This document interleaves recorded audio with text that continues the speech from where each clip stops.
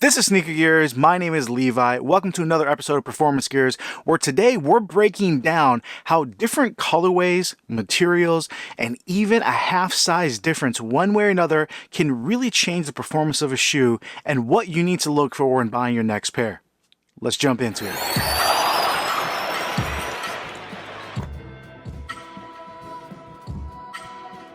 Alright, so as you can see behind me, you can take a look here, I have two pairs of the Dame team colorways, a red and a baby blue or Carolina blue.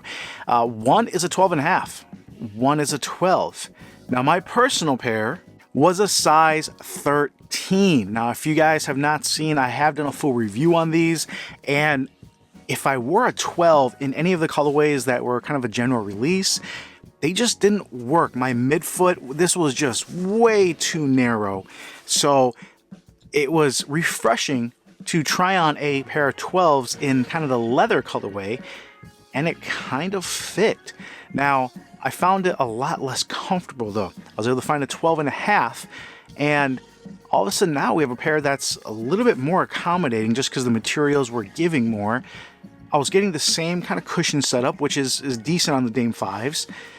And all of a sudden, a half size difference, a material change, and we're going from a shoe that was good to me but not great to understandably amazing to a lot of other players, and now I can see that too. All right, so just breaking down, a half size difference between different sizes can go a long way in a cushion setup. I know a lot of people don't believe it, and or a lot of companies will say they're the same, but when they are making a size 9, size 11, size 13, there's a slightly different amount of cushioning for each size. They're going up in size, they're going up in ratios. I think one of the biggest culprits that have just been announced, and I shouldn't say culprit, that means the negative thing, but the new Nike Alpha Fly. By rules, the runners, whatever the organization is, has stated that the shoe cannot have more than a 40 millimeter stack height, which is quite large. And when they measured, I believe it's a size 9, it was 39. But if you're getting a size 11, size 13, it's more than 40. There's more cushion in those shoes. But at the same time, a person who's wearing a size 13 in general obviously has a bigger foot, but is going to be a bigger person, whether it's height or weight or whatever manner you want to see or talk about.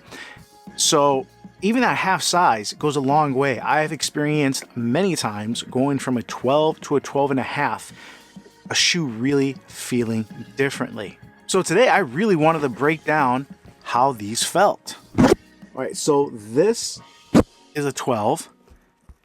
This is a 12.5.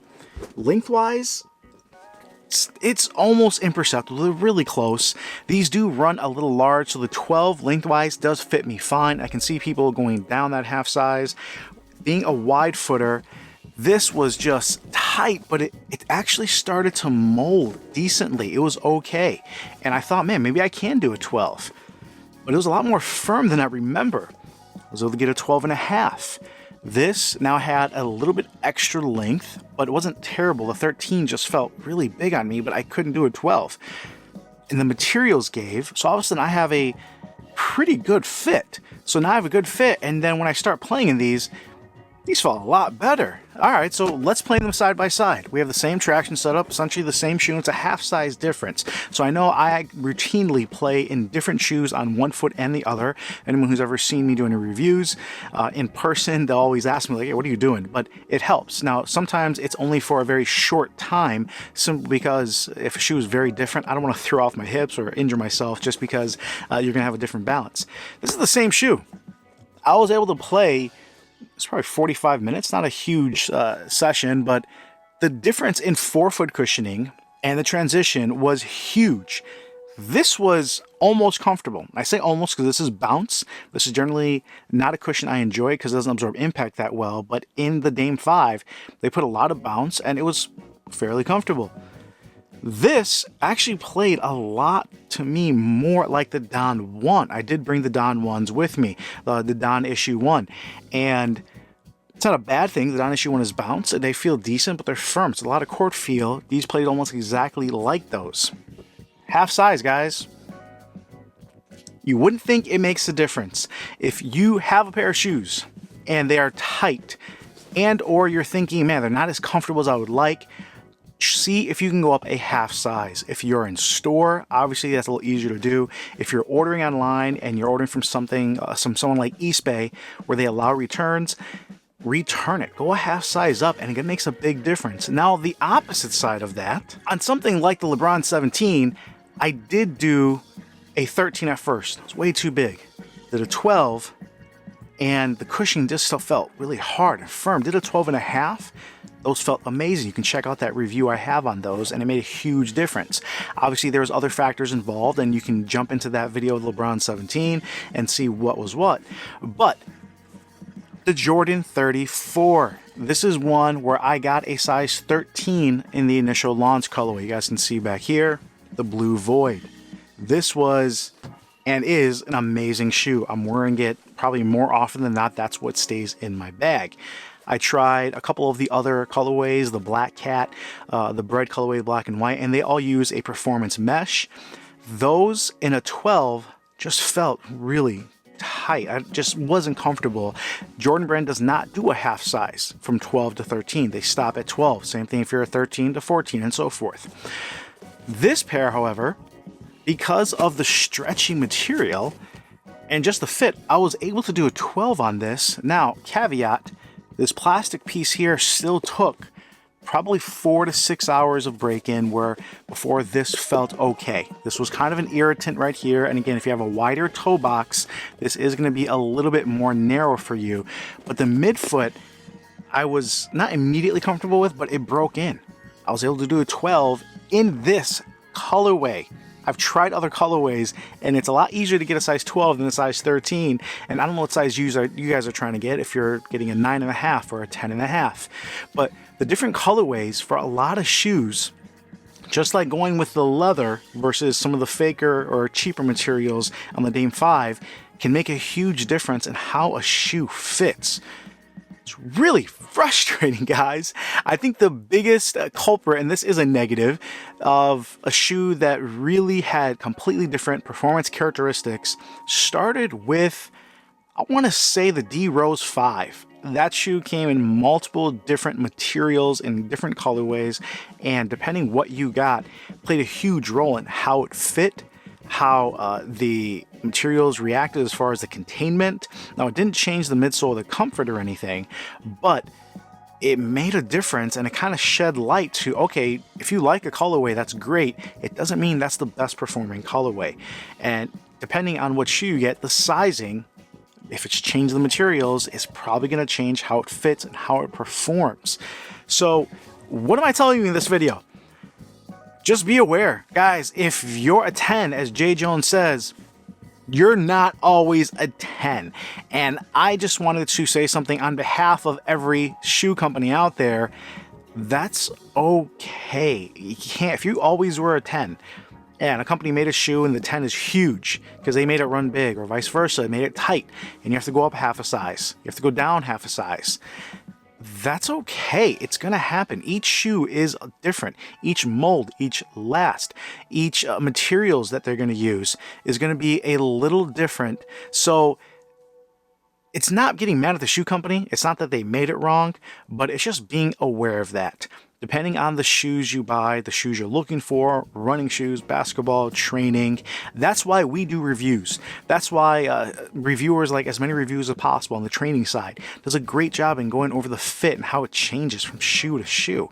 Running channels, which there's dozens of, you can go through, and how the fit can change from year to year on the same shoe with the same company.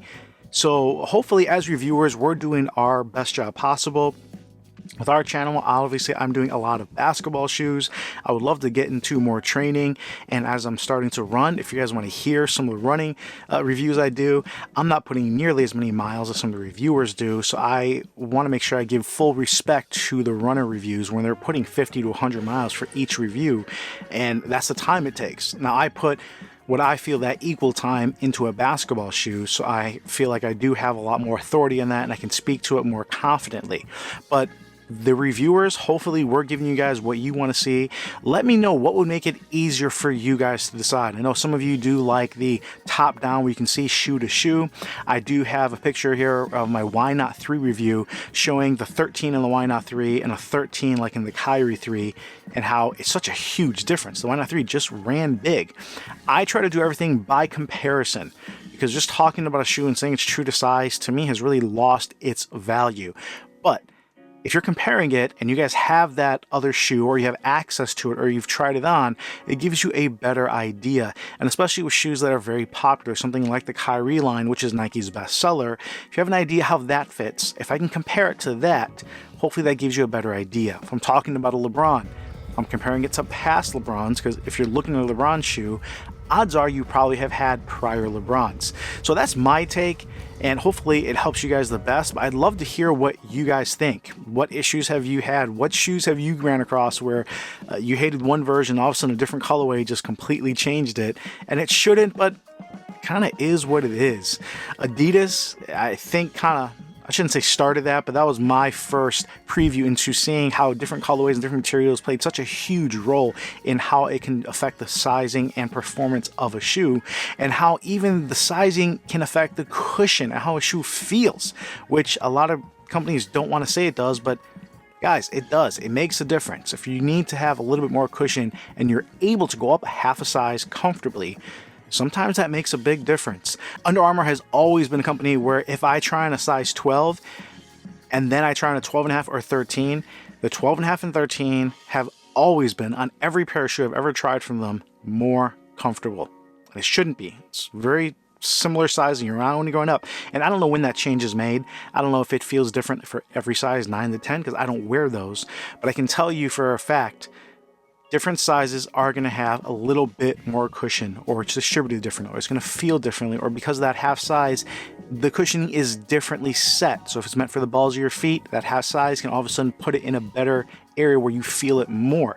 So whether that's going to half size down or up, trying a shoe on in-store, as we always say, is the best practice. And if you can't do that, buying it from a place where you can at least try it on and return it, or as reviewers, we're giving you the best information possible. Hopefully all of that helps. Guys, girls, all my athletes out there, hopefully this helps you guys. If you're trying a new brand, if you're trying a completely different shoe that you haven't worn before, this sheds some light. Hopefully it's helpful. If you have any questions or comments, put them down below. I try to get back to everybody. As always, I really appreciate you guys. This is Levi with Sneaker Gears, and I'll come at you later.